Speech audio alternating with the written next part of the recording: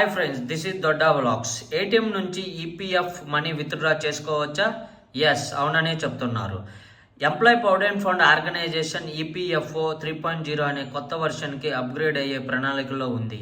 ATM నుండి EPF money withdraw, ఉద్యోగి ప్రస్తుతం 12% పరిమితి పెంపు, పీఎఫ్ మనీని పెన్షన్గా మార్చుకునే అవకాశం వంటి కొత్త సంస్కరణలు ఇందులో ఉండవచ్చని భావిస్తున్నారు.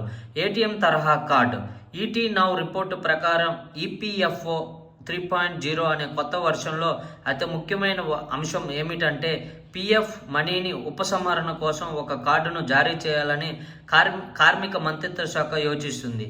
ఈ కార్డును ఉపయోగించి ఏటీఎం ద్వారా పీఎఫ్ డబ్బును విత్డ్రా చేయవచ్చు.